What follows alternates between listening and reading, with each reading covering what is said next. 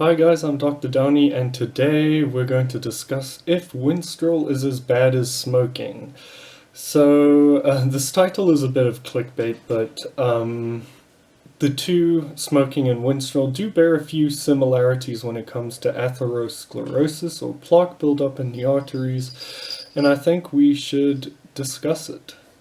So, whilst the study is more in reference to Winstrol, I think it's pertinent for us to apply what is learned from this study to other oral steroids in particular, because they are obviously known to cause these skew in lipid profiles, but possibly this could be applied to other steroids such as DEC and TREN. So, as we know by now, steroids themselves are a risk factor for increasing skewing your lipids, and oral steroids are particularly bad at this. But having a skewed lipid profile, whilst necessary, isn't really sufficient to cause atherosclerosis. It's quite multifactorial. Um, so when people think of atherosclerosis, they think of plaques in the heart causing heart attacks, but it could also be anywhere else in the body, like commonly in smokers, like peripheral vascular disease, where arteries in the legs and such have lost or have been blocked, so they lose a limb, and it can cause strokes and things like that. So whilst again, it's not having high lipids won't necessarily cause plaque buildup, it is a massive risk factor.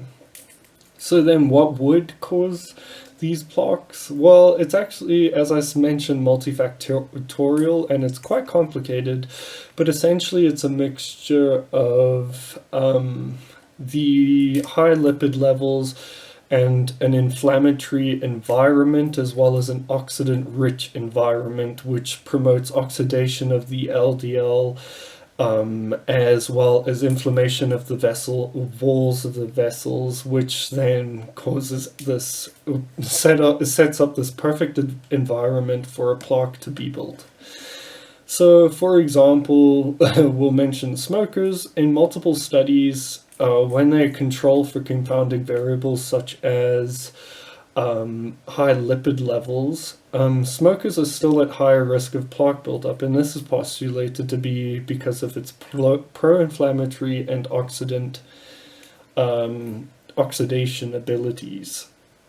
So we will look at this study, which I came across, which is very recent. It was published in 2018, and they looked at stanozolol, or Winstrol, that's just its scientific name, and they said it promoted lipid deposition in the aorta. The aorta is the big artery coming off the heart, and it does this through an imbalance of inflammatory cytokines and oxidative status, and LDL are knockout mice fed a normal diet. So what does this mean? They just said there's lipid deposition in the aorta and an imbalance of inflammatory cytokines. Cytokines are like messengers that promote inflammation or are anti-inflammatory, and then oxidative status. So in these LDLR knockout mice, they essentially get rid of the LDL receptor, the R receptor in the liver, and the liver is unable to sweep up the LDL, so they have higher circulating LDL levels. So this is quite a good model, as it's commonly used to assess atherosclerosis in vivo, as opposed to, test tube studies. And it would mean that both groups, placebo and those using Winstrol, would have high circulating lipid levels, so that there isn't too much of a confounding variable there. So, as I mentioned, there were two groups. Both were fed a normal diet, not high in fat. We'll discuss this later, but a high-fat diet would promote atherosclerosis a lot more. So one received placebo, which was just saline or salt water essentially injected into them, and the other received Winstrol at a dose of 20 milligrams per kg per week. And if we convert this using conversion factors into humans, it's about 3.33 milligrams per week, milligrams per kg per week, which equates to about 50 milligrams a day in a 100 kg individual, which is a very common dose to be used, so it was not that high. And they did the study over 8 weeks. So limitations, obviously, just from the get-go, the study is just done on Winstrol, so I can't necessarily apply it to other oral steroids, but I think just being cautious when running oral steroids, or any steroid for that matter, at a supraphysiological dose is advisable, whilst testosterone supplementation does seem to be protective of this in hypogonadal men. Okay, so just once we got that out of the way, let's look at the results. So there was weight gain in both. You'd expect the Winstrol group to gain a lot more. It actually didn't, but the liver in relation to how much weight they gained grew the most, which isn't surprising since it is metabolized by the liver quite extensively, and the lipids were very skewed in the Winstrol group. So whilst they already had high lipids, they were skewed even more. So the placebo group had an LDL of like 92, whilst the Winstrol group had an LDL of 100 and something, 20 something. So if we look here, they looked at the deposition of plaque in the aorta. So they stained the plaques red. So you'll see on the right, that's the Winstrol group, and on the left is the control group or placebo. And as you can see, the artery is stained a lot more red, which means there's more plaque deposition, and you can see in the graph how much more there was. So this already shows that Winstrol does seem to increase plaque deposition, or fat deposition causing these plaques. Furthermore, other results showed that Winstrol group had a lot higher LDL oxidation. Furthermore, there was an increase in lipid peroxidation and protein oxidation.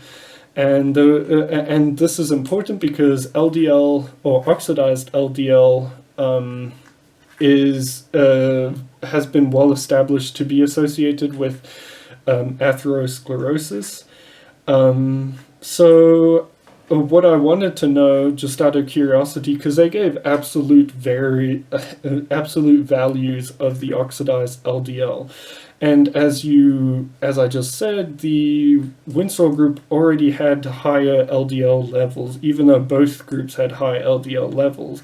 So unfortunately, they didn't look at the relative increase in oxidized LDL. They looked at how much oxidized LDL each group had, and obviously the Winstrol group had more, but that would be expected since they already have more LDL. So then, but they didn't state the ratio of the increase, or the percentage of or how much of the LDL was oxidized, which would indicate as if Winstrol caused more oxidation of the LDL, possibly.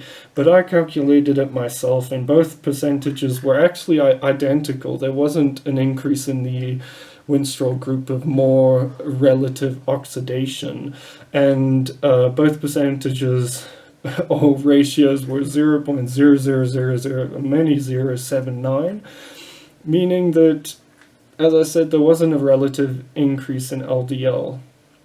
And perhaps that wasn't included in the study on purpose because it doesn't go with the general theme, but I'll just assume they forgot that. So in terms of cytokines, which are these chemical messengers involved in the immune system, inflammation, and things like that, TNF alpha was greatly increased or significantly increased, and TNF alpha is a pro-inflammatory cytokine which tends to be increased in autoimmune conditions, things like AIDS and TB. And an anti-inflammatory cytokine known as interleukin 10 was decreased, which means this ratio of TNF alpha to interleukin 10 was very skewed in the Winstrol group. And this causes vessels to be more inflamed and thus more attractive for oxidized LDL to create a plaque.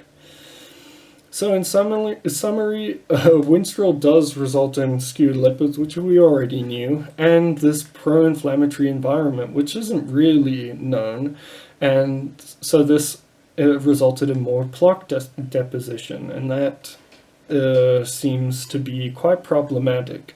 So obviously we'd like to know, how do we prevent this / fix this?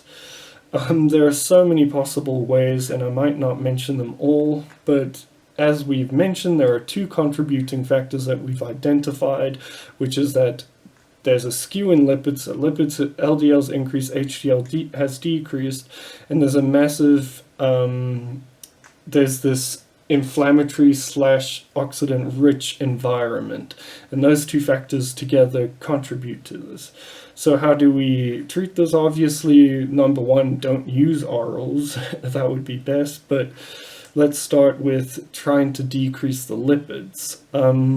So obviously you want to start with your lifestyle change. So you want to increase your low intensity steady state cardio, or just cardio in general. You want to decrease your saturated fat intake, increase vegetable intake, because not only do vegetables don't have fat or saturated fat, they have many oxidants in them, antioxidants in them, and fiber, which assists with preventing saturated fat absorption. And you want to limit your unhealthy habits such as cheat days, rather have a cheat meal,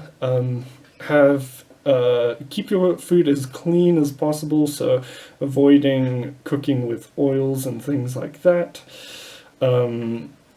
Again, a keto diet would probably not be the best thing whilst running an oral, since they demonstrated in mice, especially with this LDL receptor knockout, that a high-fat diet drastically increased deposition of plaques. And whilst most people don't have this LDL receptor knockout, if you're using an oral, it's pretty much like you have this LDL receptor knockout, because your lipids are so skewed. So supplements to decrease your lipids. There are natural supplements such as red yeast rice extract, or red rice yeast extract, or something like that, and citrus bergamot. There are many others, but those have been shown to assist, and you might need to contact your doctor if your lipids are extremely elevated and you can't correct them even once off orals, but this is between you and your doctor. Things like cardarine have been shown to assist in this, but cardarine itself is not necessarily that safe. Your liver needs to be supported, because whilst, yes, the Winstrol is liver toxic, just the liver being overburdened means that it can't deal with the lipids as effectively. So you need to use liver aids such as TUDCA, N-acetylcysteine, any liver aid that could possibly help. I might do a video on different liver aid, assistance or aids. You also want to decrease the load placed on your liver, so reducing unnecessary stress to it and decreasing the amount of lipids it has to deal with. Things like that. And then you want to deal with the inflammation and oxidation. So a lot of meat eaters would not like to hear this, but it's quite well established in the literature that heme-derived iron and heme itself, so that you only get heme iron from meat, you get non-heme iron from plants and things, and that itself has been shown to oxidize LDL. So you need to limit your meat consumption to an acceptable level. Not this excessive amount of meat consumption that most bodybuilders do, and with like no vegetables. You need to have a good balanced mix of vegetables in your diet and other whole food variables. You want to increase antioxidants and take taurine, especially. This is very potent at a very high dose. It's quite expensive, but it depends where you find it. But this is very useful, and so is N-acetylcysteine. It's a very useful antioxidant if you can get hold of that. When looking at studies, especially with this heme-derived iron oxidation of LDL, they've shown that vitamin E and vitamin C supplementation does reduce the LDL oxidation, and so does glutathione. Again, you want your diet to have a lot of vegetables and fruit because they're filled with antioxidants, and just they help with inflammation in general. And you want to increase your spice intake, such as cinnamon, turmeric. There's so many different things you can do.